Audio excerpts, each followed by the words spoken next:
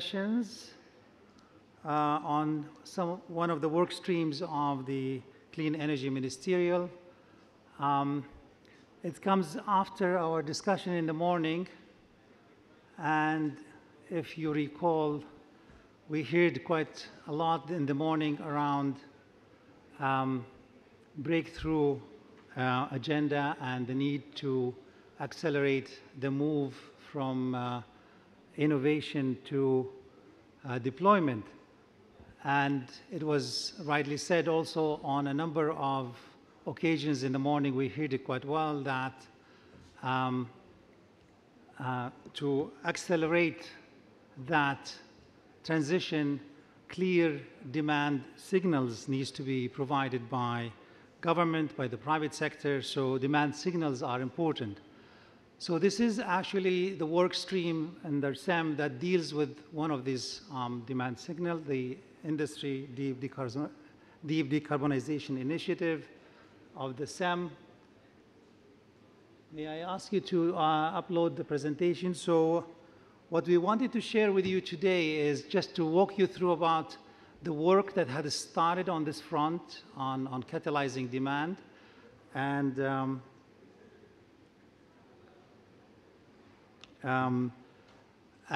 just bring you up to speed where we are in the initiative, the work that has been undertaken, invite you to also participate and join the initiative in its next phase, and also to share with you next steps in terms of where the initiative will contribute to the broader conversation that we started this morning on the breakthrough agenda.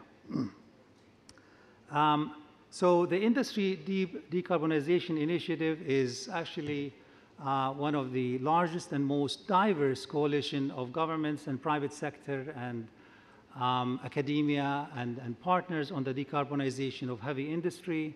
With a focus on steel, cement, and concrete. It's coordinated by UNIDO, and it's co-led by the UK and India, and current members include Canada, Germany, and the United Arab Emirates, and we looking forward for more countries to join the initiative. I don't need to tell you much about why we need to tackle these sectors, the steel, cement, and industry. We have talked about these sectors important, but I think the most important message that came out from the conversation we have had through Mission Innovation and Clean Energy Ministerial is that it's about also driving the demand signals, and rightly said this afternoon by our colleagues that were presenting on the First Movers Coalition, that demand, we have heard it clearly, that demand signals are actually key in catalyzing market transformation, given the nature of the industry, the long-term assets that is required. So to give signals and incentives for industry to move forward the agenda, demand signals have to come from both the private sector and the public sector. And we have heard also how the First Movers Coalition bringing the private sector to the table. We need also to bring public procurement to the table, the role of governments and the role of public procurement in catalyzing demand and giving long-term signals for investing in low-carbon steel, low-carbon cement, and other commodities, industrial commodities. But then, of course, there are barriers that we need to tackle in bringing the commitment of the governments to tackle these issues. One, of course, is making sure that we have sufficient capabilities around data and the standards to bring the industry on board. The second one is also to sensitize and bring the right kind of policies, procurement policies on the government side, the guidance and the harmonization across the globe. And of course, it was also clear in the morning in the conversation we have heard that getting the standards right is not, cannot be done country by country. International cooperation is necessary, and I think that's why the CEM is active in this space to bring that coordinated coordinated and coherent approach toward standardizing for example, the definition of net zero steel or definition of net zero cement. We need to bring countries to cooperate on these. We need to create a harmonized framework so that industry, because of the nature of how these commodities are traded internationally, industry needs clear rules of the game and a level playing field for industry from all parts of the world to participate in delivering these investments and these low carbon solutions. So I just wanted to remind of what Will Hall shared this morning in the steel session I was participating. He said that country agreeing on a definition of net zero steel requires significant amount of international cooperation. And this is what actually we've been trying to bring under the IDDI. We have created a number of working groups to tackle some of these issues. And these working groups are working under 3 streams. So we brought in together close to 70 partners from the public sector, academia, the industry, to work around 3 key pillars of the initiative. One is to create common set of rules for life cycle databases, recommendation for enhancing systems to enable life cycle and greenhouse gas emission reporting. So it's the data side. We need to bring all the countries up to speed on these and creating common rules for databases. Definition of green steel and cement and concrete. We talked about it in the morning. So again, this is another working group that is working there. And if you have not yet joined any of these working groups, we again invite you to reach out to the coordinators of the initiative to see how you can bring your industry on board, or you bring your public procurement partners on board. And of course, the third work stream is the deployment of recommendation for a green public procurement. This is the most important part, is the signal that governments can give to the market in terms of commitments toward procuring green commodities through public procurement initiatives. As we heard in the morning, also from the Joint Secretary from the Ministry of Steel in India, there will be a huge amount of investment in infrastructure projects, roads, bridges, buildings that require a massive amount of steel. So the signal that comes from government on the commitment to procure green steel is extremely important in this space. So this is part of the work. This shows you the timeline that we want to deliver. As we discussed, we hope that by reaching COP27, we already have some of these tools available, but also public commitment from the government on some of the a roadmap to public commitment for green procurement. So this is also an invitation. Why should other member states get involved, and the value proposition. I don't want to repeat it again, but as we heard in the morning, without really giving the signal to the market, we will not see this transition from innovation to deployment. The public sector plays an important role in catalyzing investments in low carbon steel and cement. And so what you see here, the opportunities for you to engage and work with us. We invite all CEM member countries to join the initiative and the work stream on this topic. So that's a quick introduction to the initiative from my side. I will jump into the role of moderating the remaining conversation. We have, of course, invited the co-lead of the initiative to deliver statements on their just to share with us how the IDDI and the green public procurement contribute to the national decarbonization priorities on the one hand, but as well as to the steel breakthrough agenda. So we have with us here Steph Edwards, Head of Sector Strategy for International Climate Change at the Department of Business, Energy and Industrial Strategy, the UK. welcome to the stage. Thank you so much, and thank you for inviting me and the UK to make opening remarks for this session. Hello everyone in the room, and good morning or good afternoon to the people attending virtually. So as the UK, we are glad to continue co-leading the IDDI along with India this year, which is now approaching its first annual milestone. In the last year, we've seen significant progress in mainstreaming conversations on the role of demand-side policies in industrial decarbonisation, as well as raising collective ambition. Since launching, the IDDI remains the only government-led initiative seeking to build consensus on the harmonisation of emissions reporting and evaluation processes of green procurement. At COP26, we launched a new commitment to disclose embodied carbon in major public construction projects by 2025, reach net zero from public procurement by 2050, and explore an interim emission reduction commitment, which we hope to launch at CEM 13 in Pittsburgh later this year. Since COP26, the IDDI has launched technical working groups, bringing experts and trade associations from around the world to discuss the crucial details in the implementation of carbon reporting and procurement targets. The level of engagement we have received from supply chains and expert institutions has been incredible, strongly supporting the ability for IDDI to deliver on near-term action and not only knowledge sharing. In the UK, this progress internationally is supported by our domestic ambition. In 2021, we published our Industrial Decarbonisation Strategy, where we commit to developing new policies that aim to increase overall demand for low-emission industrial products.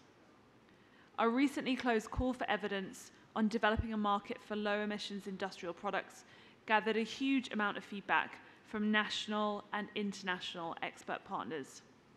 We look forward to sharing this with country partners over this year. Following on from this, we will be publishing a consultation in the autumn, which will set out our preferred policy options for creating markets in the UK. The work is being carried out under the IDDI will be invaluable for informing our domestic policy development, allowing us to learn from country partners and build in a view of international supply chains. It's important to remember that whilst market creation measures will be an important part of the solution for a rapid industry transition, they alone are not enough. It's for this reason that we're glad that IDDI is a key initiative of the Steel Breakthrough under the Breakthrough Agenda.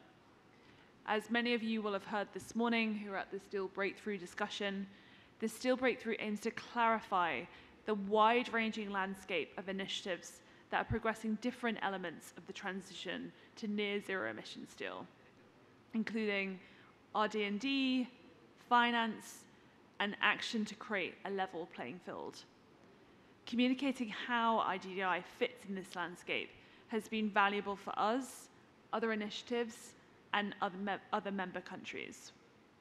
In conversations with key initiatives in this landscape, it has been collectively agreed that we need to strengthen demand creation efforts to accelerate the transition. We will use the Steel Breakthrough to draw attention to the need for ambitious commitments coming out of the IDDI that are 1.5 degree aligned. We are keen that all emerging standard setting and procurement international initiatives use the breakthrough to communicate how they have agreed to interact with the IDDI and its work plan to ensure to avoid duplication of efforts.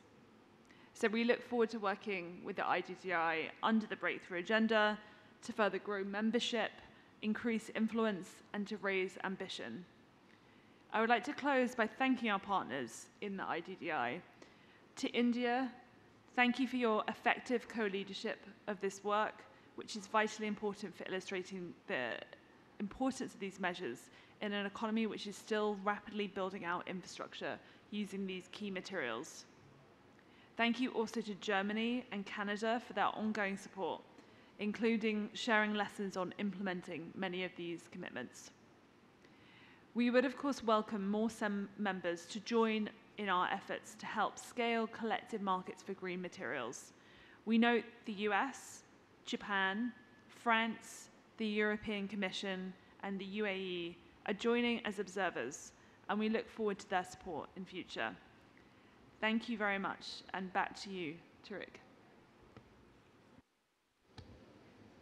Thank you. Thank you very much, Stephanie, and thanks to the UK for its leadership role in advancing and promoting and co-leading the IDDI. And indeed, you highlighted also how it fits also with the broader landscape around market creation and demand creation, but how it can also inform domestic policies that you are undertaking in the UK.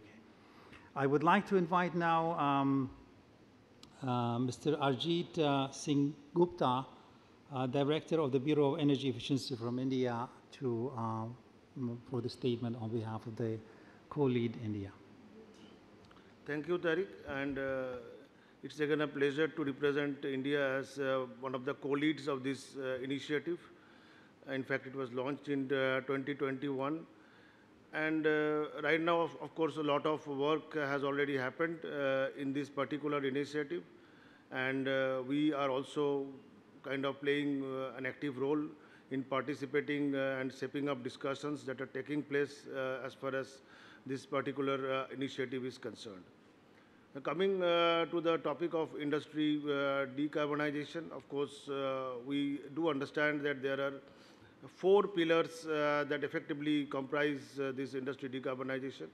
First is, of course, energy efficiency, wherein we are already doing many things because of the highly successful perform, achieve and trade scheme.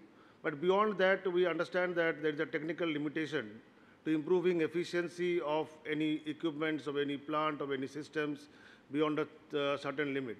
And that's why that's when the concept of decarbonization is coming on. So we are looking for other means of decarbonizing the industry. The first thing, of course, is through the hydrogenation. So we're trying to see wherever possible if we can use hydrogen as a fuel instead of our other sources of fuel which we are currently using in the hard-to-abate sectors like steel and cement. And in this regard, of course, the Honorable Prime Minister last year has already announced the launch of the hydrogen mission, so that will play a crucial role in shaping of development in that domain. Apart from hydrogenation of the processes in the industry, the second most important thing would be electrification. Now that we have an ambitious target of 500 gigawatt of installed capacity from non-fossil fuel-based sources. So the immediate objective would be how to utilize that amount of renewable that will be generated. And industry can be a very, very big customer. And that will again lead to some sort of decarbonization of the entire industrial sector.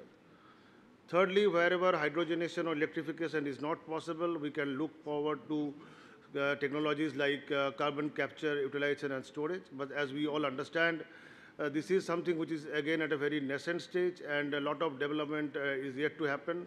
It's more on the R&D stage right now, but we would also like to learn through these initiatives on the various R&D initiatives and the various things that are happening across the globe, so that we can maybe jumpstart our technology in this particular technology.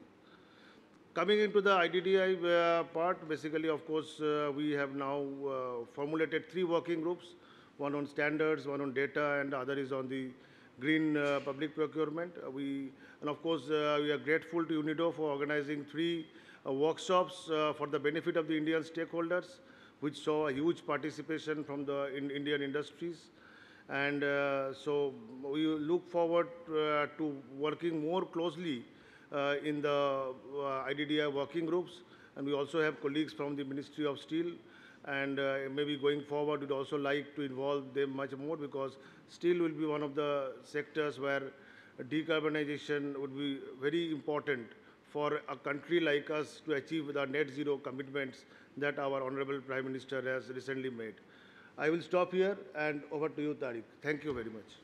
Thank you, Arjit, and thank you for also bringing the issue that on the one hand, yes, driving and giving demand signals, but also the challenges of industry, particularly in emerging economies, and making sure that support is provided to the industry to make the transition in the right direction. You brought in a number of technology pathways that are also part of the broader conversation of the Clean Energy Ministerial today. Again, thanks for the Bureau of Energy Efficiency for the continued support for the IDDI and co-leadership. I would like to bring a bit more spotlights from IDDI member countries. And of course, we have had the chance this morning to listen to Additional Secretary Rashika Chaube. She did a fantastic overview of the steel sector in India and its projected growth and the potential also implications on emissions. Also outlined the vision for the steel industry. We were hoping to bring members from the Ministry of Steel to just share with us perspective on the demand side policy perspective. Rashika was supposed to be with us, but unfortunately her schedule didn't permit. So is Neha Verma with us today? Yeah? Yes, okay, Director, Neha Verma, Director from the Ministry of Steel. So welcome, Neha, and the floor is yours.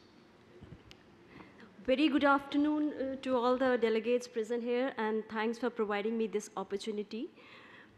So as my colleague, Mr. Sen Gupta, just mentioned, there are 4 pillars of decarbonization pathways they are looking into. I would say for steel sector, we have identified 5 pillars.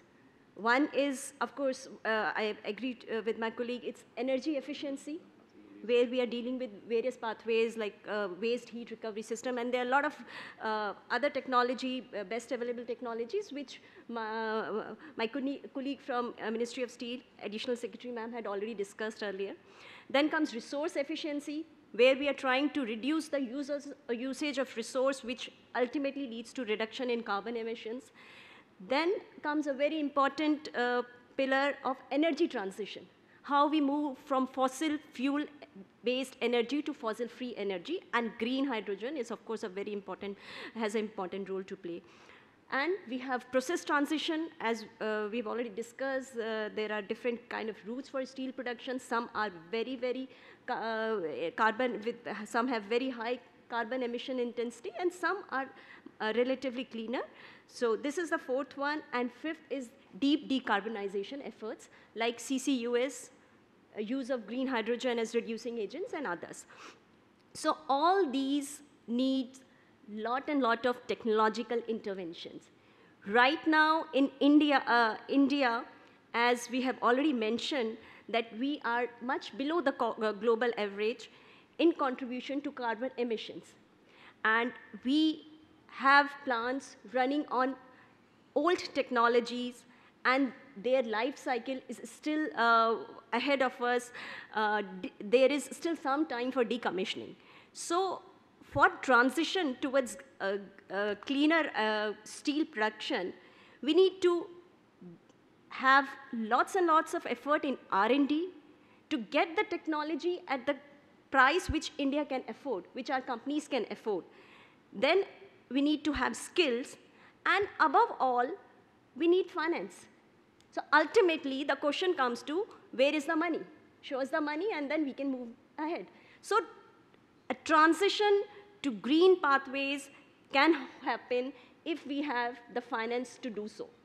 And of course, to move on the path of financing, green financing, one very important issue which is being discussed here is standardization, is standards. How do you define what is green? How much a producer, how much green a producer is?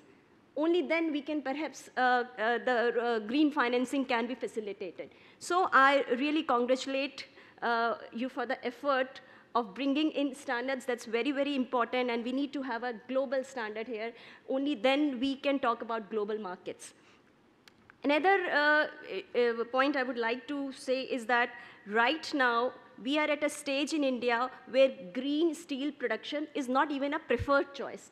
And we want to move to a point where we need to transition to a point where it becomes a necessity. And that will be facilitated when the demand side change. Right now, again, green steel is nowhere near a preferred choice right now, at least for Indian steel.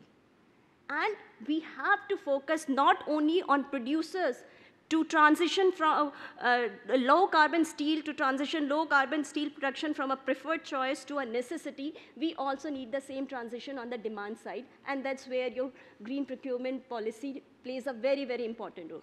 So Ministry of Steel is currently putting all the efforts to work on these transition pathways. We have already shared that we are coming up with a mission on green steel, as well as a Vision 2047 has a very, very important component on green steel. So the deliberations are on, the policy enablers are being thought of, and beyond these policy enablers, we definitely need lot of international collaborations and cooperation to move ahead, which we look forward to. So thank you so much.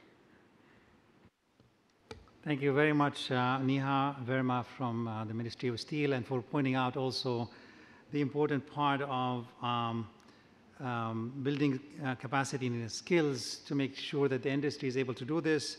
You pointed out the necessity and importance of long-term vision on demand side, and we look forward to working with you through the IDDI on how the green procurement policies can be actually supportive in that vision and in that roadmap from the public sector as well. We know that the public sector procurement is huge and enormous, particularly around these strategic industrial commodities. With this note, I want to thank you, but I like to also invite two participants with us virtually. First, I would like to start with Malte Bornkamp, Head of Division of the Industrial Policy and the Climate Protection, Emission Trading and International Environmental Policy at the Federal Ministry of Economic Affairs and Climate Action in Germany. Malte, are you able to join us? Yes, I see you on the screen. Please. Yes, thank you for the invitation today and the opportunity to highlight our international efforts and partners on the pathway to net zero. I hope you can hear and understand me well. Yes, we do. Thank you. Okay. So we all know that the 2020s are the decisive years for setting the tracks to achieve net zero industry in 2050 and to keep 1.5 degrees within reach. So this requires a fundamental transformation of production processes in industry. Given that industry products are traded globally, we must aim at a global effort, a global solution that involves all industrialized and emerging states, as well as industry actors. And as we've heard many times, international cooperation is key to overcoming the risk of carbon leakage and driving forward the decarbonization of the industry sector. In our view, initiatives such as the Glasgow Breakthroughs, the First Movers Coalition, Mission Innovation Lead It, and of course, CEM IDDI have an important role to play. And thus, we are actively pushing the issue during our G7 presidency with the G7 industrial decarbonization agenda at its heart. Germany, the EU, and all of the major economies have committed themselves to climate neutrality. And for the industry, in Germany, this means that there will be only climate neutral products by 2045. And to achieve this, we have to start with decarbonization of the materials at the very basis. We know the technology is required, and we know that technically they can be applied. However, these technologies are not only associated with a considerable investment outlay, but also with greatly increased operating costs and thus face competitive challenges. It is paramount to create an economic and political environment that intensifies investments in green and low carbon production facilities, especially in the hard to abate sectors. Market creation is one of the key ingredients here. There's already a demand for near zero emission steel and cement on the market, and it will increase and spread worldwide. However, we also still see a lot of uncertainty when it comes to the competitiveness and the scalability of green basic materials in the near future. We have to support this demand further and decrease uncertainty in the market. Governments can introduce green public procurement in line with the public procurement directives. With a significant market power in each country, the public sector is crucial for the creation of lead markets for near zero emission materials. It will create a business case for the new products and accelerate the needed technology switch. Further, it will also advance competitiveness in future markets. Vital precondition for this mechanism is an international agreement on the definitions of near zero emission materials. This way, user industries and consumers can base their decisions on transparent and unified information and demand climate neutral products. This is where international cooperation is crucial. Within our G7 presidency, we aim for such an agreement for the most basic of materials, near zero steel and cement production. Our decision will be based on an upcoming report by IEA, the International Energy Agency, on net zero heavy industry in G7 members, which is to be published in May, which I would like to already advertise. We see the G7 as a possible accelerator, but the task needs to be picked up more broadly in the G20, the CEM, and beyond. Initiatives such as the IDDI play a key part here.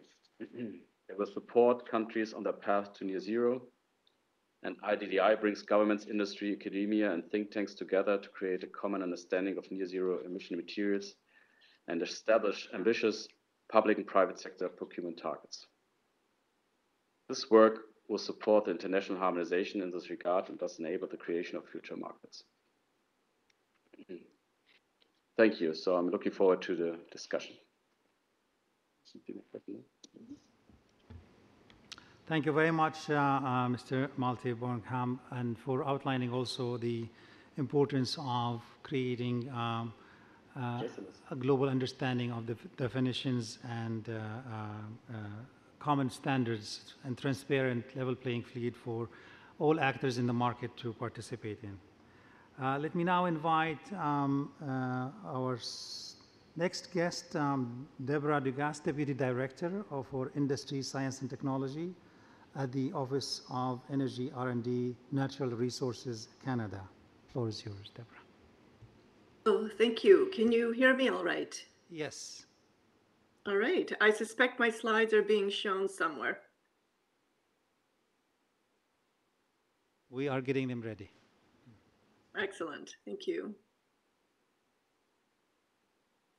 Well, hello, everyone. My name is Deborah DeGrasse, and I'm the Deputy Director of Industry, Science and Technology at the Office of Energy Research and Development at Natural Resources Canada. We see the slides now, yeah. Excellent, thank you. I am giving this presentation on behalf of Soledad Reed from Treasury Board Secretariat. Soledad is the co-chair for Working Group number 3 on green procurement. I have also added a couple slides at the end to speak to how my group contributes to the green procurement strategy. Next slide, please. Thank you. Now, there are many Government of Canada initiatives in support of climate change, targets, and policies. Here, I will speak to the policy of green procurement and the initiatives behind it with a focus on reducing embodied carbon in federal government activities. And of course, this includes commitments from the Paris Agreement all the way to our net zero 2050 targets. Next slide, please.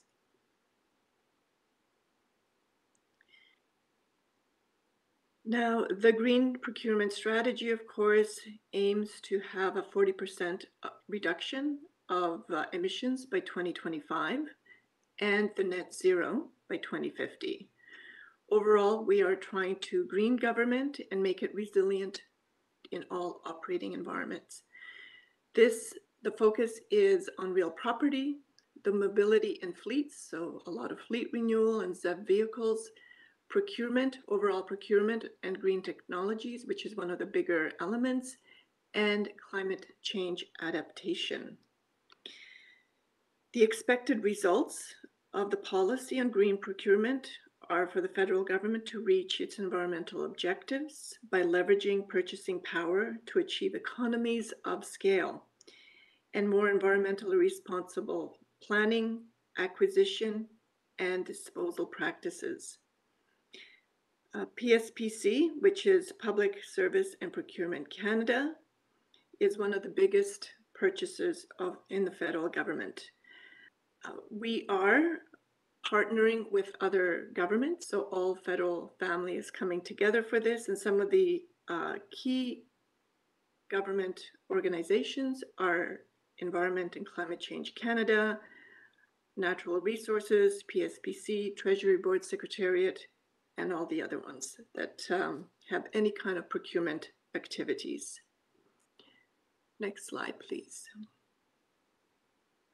Some information on where we are targeting our emission reductions, our buildings and the conventional fleet.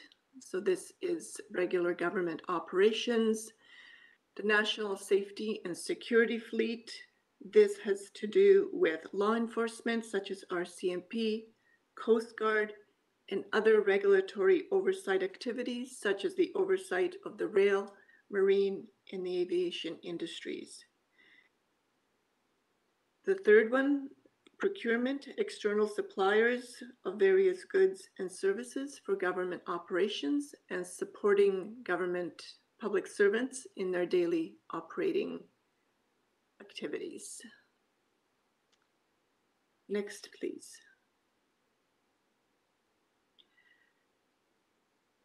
Government of Canada's policy and green procurement's objective.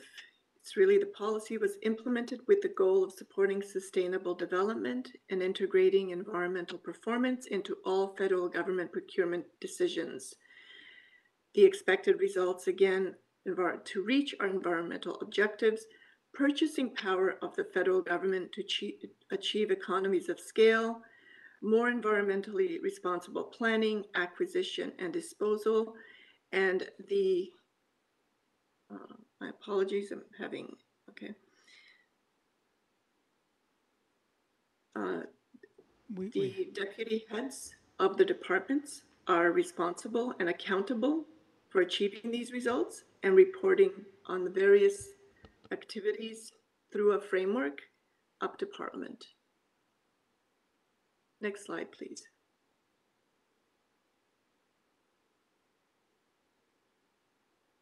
Plan for moving forward, we will be mainly focusing on implementing existing procurement requirements. This has to do with supporting the net zero carbons on buildings, so new buildings as well as retrofits. Electricity, procuring 100% clean electricity no later than 2025. Our budget last year provided $92 million in support of establishing the clean electricity, with many national initiatives currently ongoing. When it comes to government fleets, the aim is to have 100% zero emission vehicle fleet by 2030. Looking forward, we will prioritize on new requirements. This will impact some of the heavy sectors that have a high environmental impact, and here is where we look into concrete and steel and assessing the carbon of a whole building using the whole building approach. We're also looking at information and communication technologies and plastics, other fleets and equipment. And again, here for budget 2021, we have received a significant amount in support of this over an 8-year period. Next slide, please.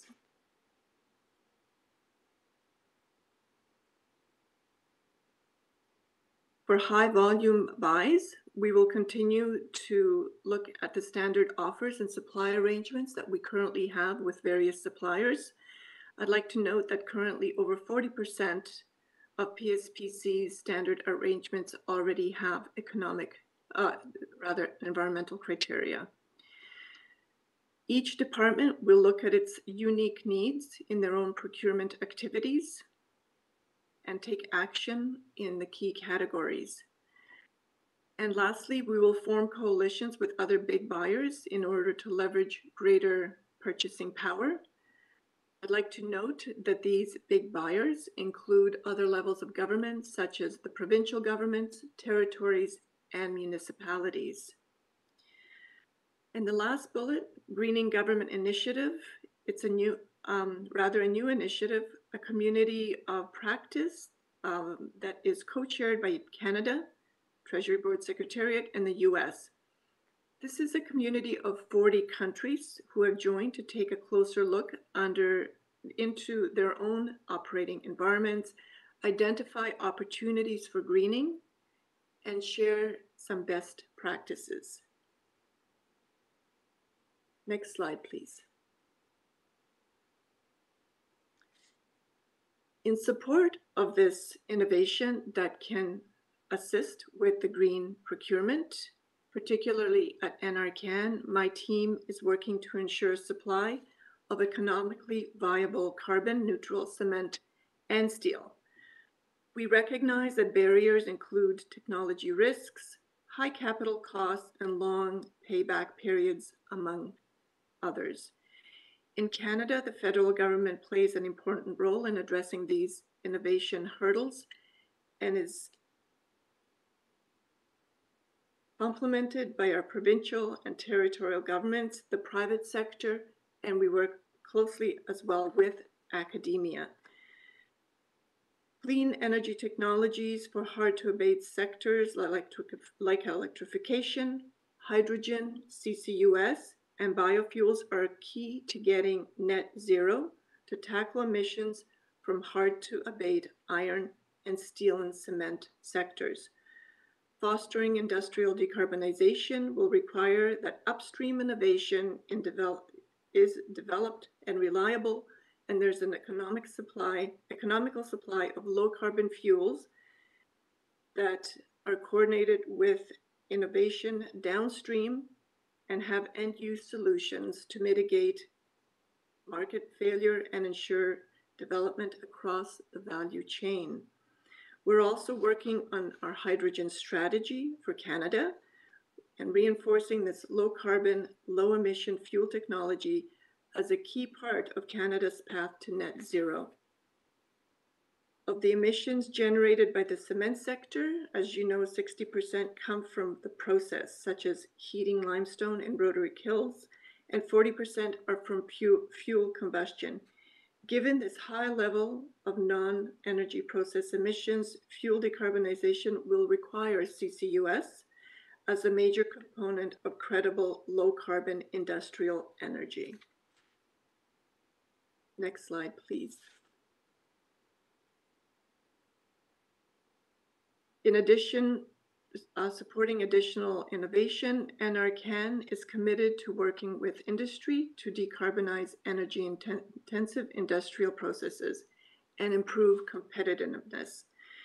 For cement, again, we have a roadmap, and it will support the development of technologies, tools, and policies needed for Canada's cement and concrete industry to achieve net zero. We're actively working on this roadmap, which will be ready early next year. The Government of Canada has made recent investments in steel decarbonization as well. We're working closely with the steel industry, and we are including a 400 million investment from the Strategic Innovation Fund to decarbonize a steel production process by transitioning to hydrogen-ready electric arc furnace. The Canadian Carbonization Research Association is an industry government partnership that includes our CanMet Energy here in Ottawa and major companies from the steel producing and coal mining sector. This agency is coordinating its efforts in achieving carbon neutral iron making while maintaining productivity and global competitiveness. Our ability to supply clean, low-carbon materials is key to supporting green government procurement policy. Thank you. Thank you very much, Deborah, and thank you for highlighting the broad range of interventions, both on the market creation and the policies to support industry on the transition.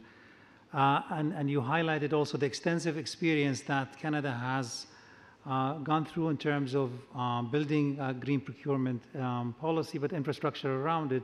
And thank you for bringing that to the IDDI Working Group 3. It's been extremely useful in helping the technical working group develop their thinking around the best way to move forward with the guidelines. So thank you very much. You're very welcome. We're happy to be part of the group. Thank you. Sorry. I think I want to come back. I think Neha Verma highlighted during her intervention the issue of costs, and how to make sure that this transition is affordable. And I think this is a timely transition to bring in here Peter Olsen, who has been working on what's called the CEM Cost Reduction Task Force, to tell us a little bit brief how that could connect with the IDDI work. So, Deborah. Thank you, and hello, everybody. Some of you, many of you who actually won't know me, I'm Peter Olsen from the Australian Government. I work for the Department of Industry, Science, Energy and Resources. Together with the CEM Secretariat, we've been working for a number of months on this concept of a cost reduction task force that could sit as a tool across the CEM communities to help us develop pathways and roadmaps where we can target our investments and policies to really drive down the costs of key technologies. I don't want to take up too much time in your forum because I know you only have 10 minutes kind of left for questions and discussions. So I wanted to pose this to your group because the first pathway we want to look at is the green steel supply chain, and it has very evident links into the procurement and policy levers that IDDI is working on. Please have a look at the paper that we put out in the CEM material pack. Please come and speak to me over the next day or so. I'll be presenting on this fully on Thursday afternoon in the sessions then, and I'd be really happy to connect more, maybe offline, with this group about this task force and how we can work within IDDI to help support you and to support the cost reduction of industry technologies. Thanks.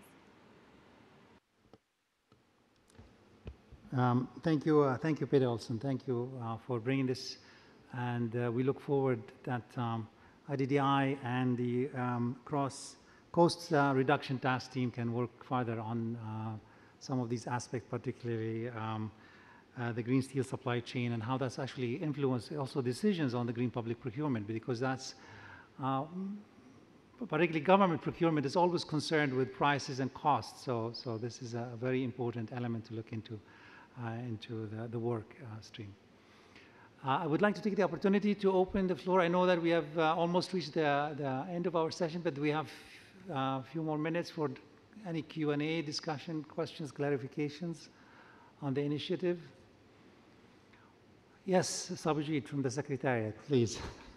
Thanks, Tareq. So I think, of course, I've been very closely involved in this overall process of the Industrial Deep Decarbonization Initiative, and I think along with your colleagues in UNIDO, Rana, and many others who have worked on this, I think it's been a very exciting last 2.5 years for framing and coming to the point that we have reached now.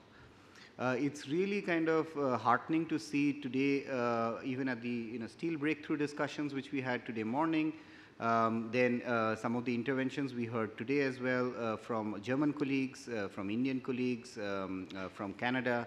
I think all of this is now the coming together of the Industrial Decarbonization Initiative and moving towards the action. So I mean, I think the commitments have been made, and now it is coming towards the action. So I think what we heard from the Government of India, for instance, or Canada, for instance, for each of these countries who are also convening activities on the ground on this topic, it would be kind of worthwhile in the lead up to the 13th Clean Energy Ministerial, what would be the outcomes that we would be seeking from the IDDI? I think, it would be worthwhile to kind of start compiling and bringing those together.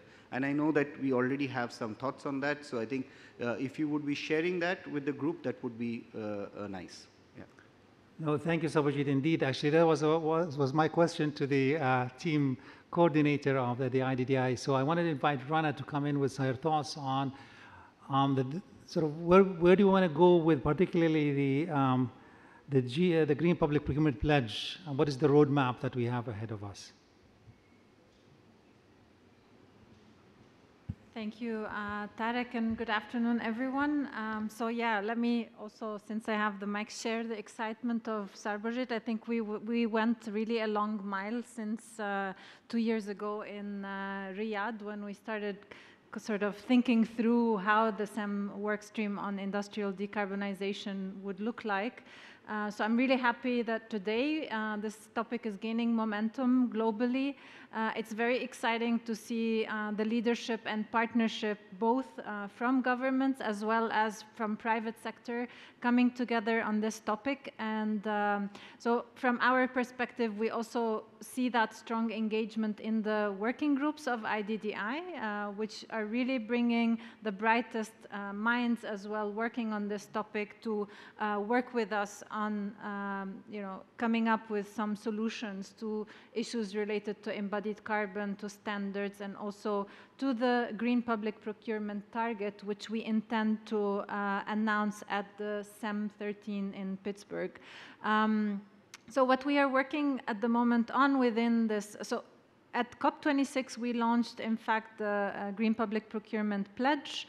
That pledge is centered around 3 tiers. The first tier is for governments to start requiring commitments to disclose embodied carbon on public construction projects by 2025.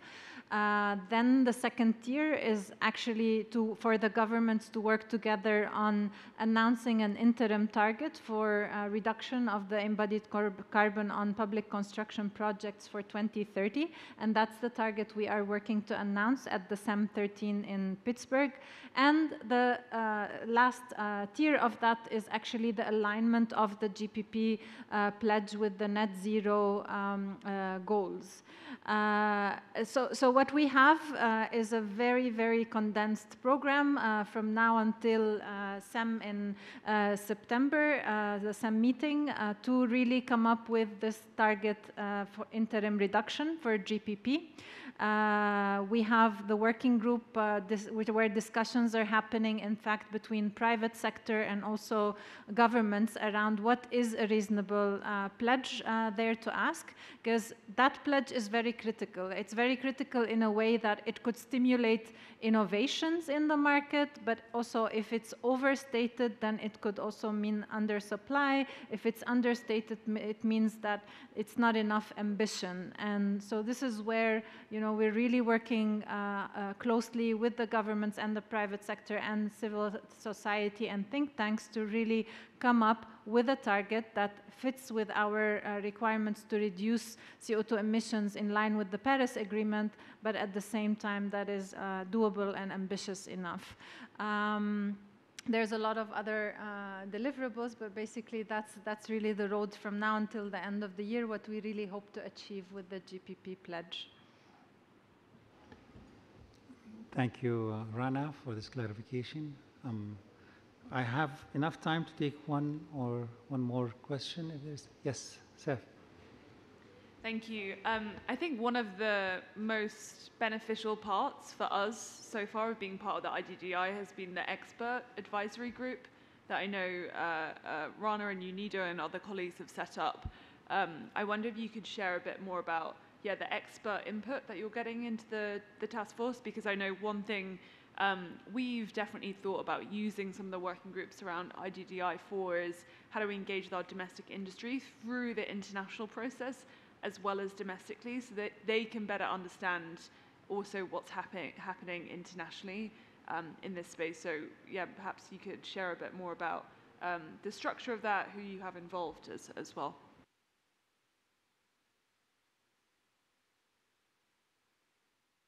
Do you hear me? Yeah.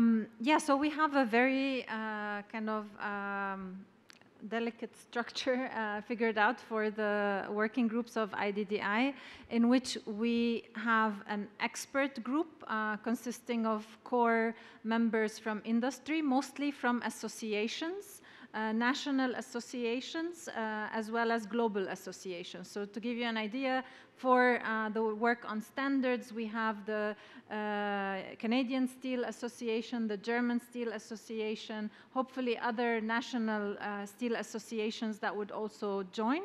Along with that, we also have the global associations like the World Steel Association. So there we bring in this balanced industry perspective, both at a global level and national level, to discuss with country representatives the notion around standards for steel. We also have some representation from academics and think tanks that are working on these topics globally to sort of provide the expert advice to reach some outputs in relation to standards. So to do that, we had developed discussion papers that frame these topics, identify key questions that each of the working groups needs to deliver. And so we, every month, convene these groups of experts to discuss, the questions and sort of move the agenda from one month to the other. Now, because there's so much interest on this topic, so we wanted to keep the discussion manageable, but at the same time to invite this wider participation also of players that have useful inputs, but are not necessarily the experts on the topic. So there we set up a second level advisory group, which really meets every quarter, reviews the progress that the expert group is providing, gives inputs into that, and then keeps also the momentum. We are looking at the moment also for a way to keep inputs from this advisory group coming not just through the meetings, but through creating an online platform where we share also the reports coming out of the expert group meetings here, their views, their inputs, etc., and making it as interactive as possible and as inclusive as possible. So a lot of work on coordination, but certainly totally worth it because we really see a huge potential and interest from various players on this. Thank you, Rana, for highlighting the complexity, as was mentioned. Bringing countries agreeing on standards takes a significant amount of work, indeed, and coordination. But it's worth it because it brings, at the end of the day, transparency, common approaches for both consumers and producers to participate and to enable global markets in this space. So it's worth the investment. I think we're reaching the limits of the time, and I just want to conclude it with one statement. I mean, if corporations committing to net zero procurement of steel and cement, and we don't see governments committing, it will look bad for us. So I think we are challenging the corporate sector. We're seeing that green public procurement pledges will be coming through and will transform the market. So we invite you to join us in IDDI. The work started, but it's never late to be part of the process. So all CEM member states, if you haven't joined, please join the working groups. We invite you to join the working groups. It's not only a process of committing toward green public procurement pledges, but it's also a tremendous learning opportunities to build capacities and exchange views on how you can build these procurements plans in your countries and institutions. With this note, thank you very much. Thanks to our host, and I look forward to seeing you all at CEM in the US.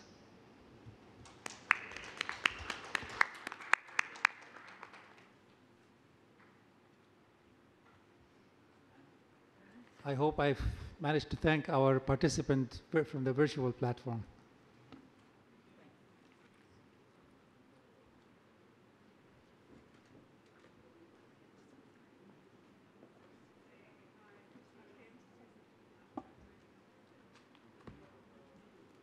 Thank you, Tareq.